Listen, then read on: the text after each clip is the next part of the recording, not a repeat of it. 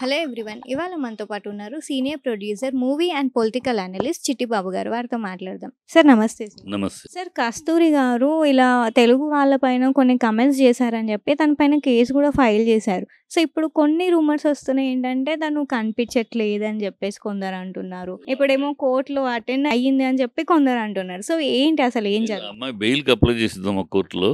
Bail reject చేశారు.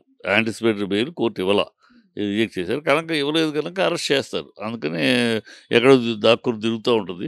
అమ్మాయి బుద్ధి నోటి దూల తప్పితే నీకు ఏం తెలుసు, ఏం చరిత్ర తెలుసు నీకు?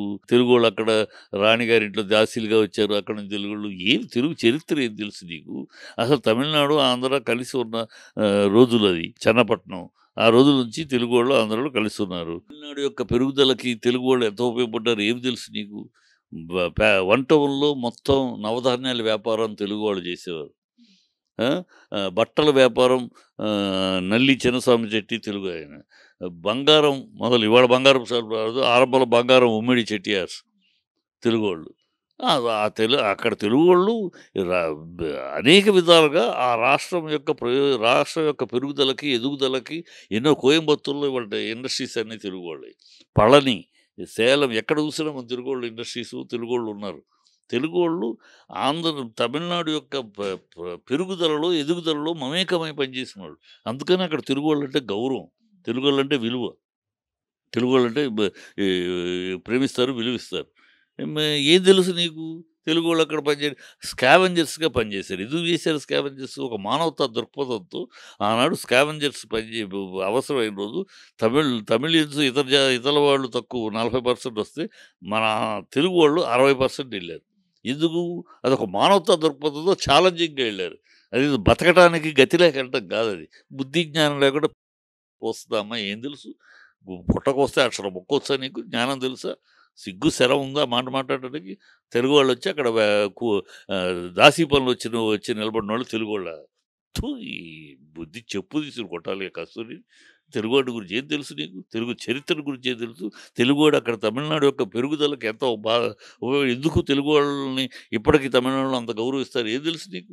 తెలిసి కూడా పిచ్చివాగుడు, గాలివాగుడు, బ్రాహ్మణుల్ని వ్యతిరేకిస్తారు. బ్రాహ్మణులు ఎస్, సమాజం రుగ్మత అది. సమాజంలో తమిళనాడులో ఆ రోజుల్లో ఈ బ్రాహ్మణ్స్ యొక్క ఆధిపత్యంతో ఒక మిగతా వాళ్ళందరినీ నమ్మక కులాలన్నింటినీ అణిచిపెట్టి వాళ్ళు చేసి దాన్ని పోరాడి సాధించుకున్నారు వాళ్ళు. ఇక్కడ తమిళనాడులో కూడా బ్రాహ్మణ ఆధిపత్యం పోయి అందరూ సమానం పరిస్థితి వచ్చిందంటే, ఒక మామూలు వాళ్ళు కూడా ముఖ్యమంత్రి అయ్యే పరిస్థితి వచ్చిందంటే బికాస్ ఆ పోరాటం, ద్రవిడ పోరాటం. ఏం తెలుసు నీకు? ఏది తెలిసి తెలియకుండా ఇప్పుడు తెలియదు, నూనె పుసుకు కూర్చో. నేను ఎవడు పెద్ద నువ్వు మేధావిది ఎవడు? మేము మాలాంటి వాళ్ళు డైలాగులు రాస్తే, మాలాంటి వాళ్ళు సినిమాలు చేస్తే దాంట్లో నువ్వు క్యారెక్టర్ వేస్తే నీకు అన్నీ తెలుసు అనుకుంటే ఎట్లా? నువ్వున్న పైన ఆడే బొమ్మవి, వెనకాల బ్రెయిన్ మాది. నీకు అంత బ్రెయిన్ లేదు, పీత బ్రెయిన్. నీ పీత బ్రెయిన్కి నువ్వు ఎందుకు ఈ కమెంట్లు? నువ్వు చెప్పు తీసుకుని కొట్టాలి, తరిమి కొట్టాలి తెలుగు వాళ్ళని ఎంత అవమానంగా మాట్లాడినందుకు. అమ్మాయి బుద్ధి జ్ఞానం లేని మనిషి. అంటే జనరల్‌గా అయినా సరే తెలుగు వాళ్ళంటే తక్కువ చేసి మాట్లాడుతుంది తను. సో తను అంటే కావాలనే అలా ఏదైనా స్ట్రాటజీతో చేసిందా? లేకపోతే ఎందుకు అలా ఏం లేదు, ఐడెంటిటీ క్రైసిస్. 2-3 సినిమాలు తీసింది, స్టార్డమ్ రాలేదు. ఏదో తను చాలా మేధావిని అనిపించుకుంటూ ఏదో పెద్ద చేసుకోవాలి. తద్వారా మేధావి అనగానే ఏదైనా బీజేపీ లాంటోళ్ళు పిలిచి అమ్మాయికి ఎమ్మెల్యే ఇస్తారో, ఎంపీ ఇస్తారో అని ఎదురు చూపులు. వాళ్ళంతా ఈ సినిమాల నుంచి వచ్చేవాళ్ళు ఏంటంటే వాళ్ళు ఏదో చాలా విషయ పరిజ్ఞానం ఉన్నవాళ్ళుగా ఎస్టాబ్లిష్ చేసుకుంటారు.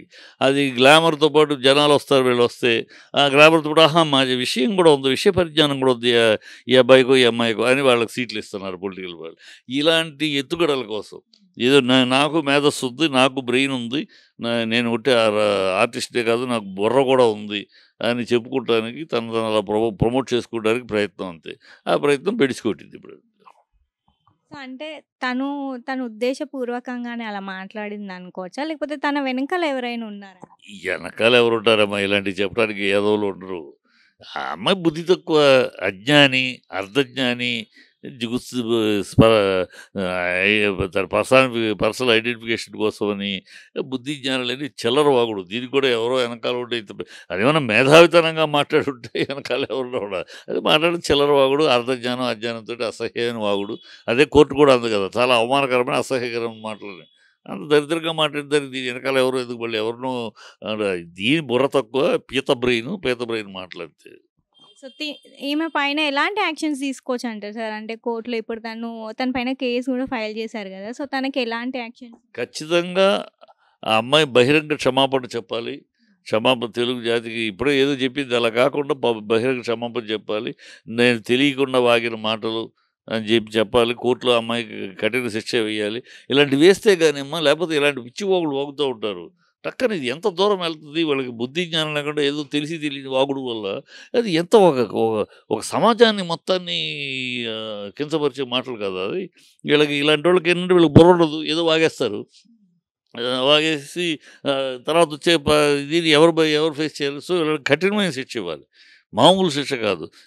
జైలు శిక్షే కాకుండా ఫైను, క్షమాపణ చెప్పడాలు ఇలాంటివన్నీ ఉండాలి. మరొకసారి వీళ్ళు పబ్లిక్ లైఫ్‌లోకి రాకుండా ఉండటానికి గూడా ఇవ్వాలి. They should not come into public life. అలాంటి ఈ బ్యానింగ్ పెట్టాలి. అలాంటివైతేనే ఇలాంటోళ్ళు మళ్ళీ మళ్ళీ మాట్లాడకుండా ఉంటారు. అంటే నిజంగానే వీళ్ళ పైన ఒకవేళ వాళ్ళు ఇంకా అసెంబ్లీకి వెళ్ళకపోతే వాళ్ళ పైన నిజంగానే సస్పెన్షన్ వేయడం గానీ, లేకపోతే ఎలాంటి చర్యలుంటాయండి? ఎలాంటి చర్యలు తీసుకోలేరమ్మా. సస్పెండ్ చేయటం వీళ్ళ చేతిలో స్పీకర్ గారు సస్పెండ్ అంటానికి కుదరదు. ఈ కెనాట్ డూ దట్. చట్టాలున్నాయి. వీళ్ళ ఇష్టానికి వీళ్ళు బుల్డోజ్ చేయడానికి కుదరదు. They cannot suspend. వాళ్ళంతట వాళ్ళు రిజైన్ చేయటము వా తప్పితే వాళ్ళు 15 అసెంబ్లీకి ఒకరోజు ఒకసారి సంతకం పెడితే చాలు. అటెండ్ అవ్వాలి, ఖచ్చితంగా కూర్చోవాలి, 6 గంటలు కూర్చోవాలి, అప్పుడే మెంబర్‌షిప్ అదేమీ లేదు.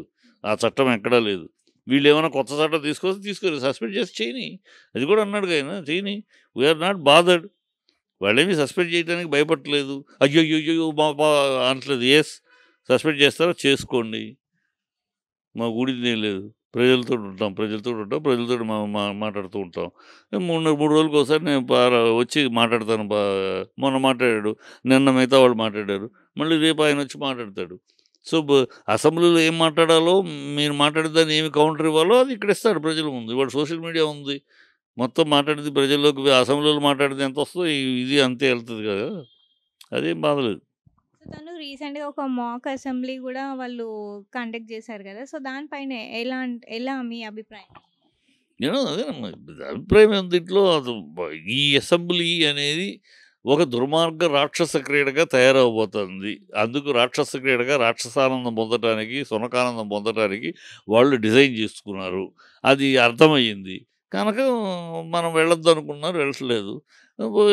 మామూలుగా అసెంబ్లీలో మనం ఏం మాట్లాడాలి, ఏ విషయాలు మాట్లాడాలి ఇక్కడ చర్చించుకుంటున్నారు అంతే. మాట్లాడుకొని అసెంబ్లీలో ఒక్కొక్కటి అభిప్రాయాలు ఉంటాయి కదా! 10 మంది ఉన్నప్పుడు ఒక ఇష్యూ మీద ఏం మాట్లాడాలి. వాళ్ళ అభిప్రాయం, వీళ్ళ అభిప్రాయం తెలుసుకొని ఫైనల్‌గా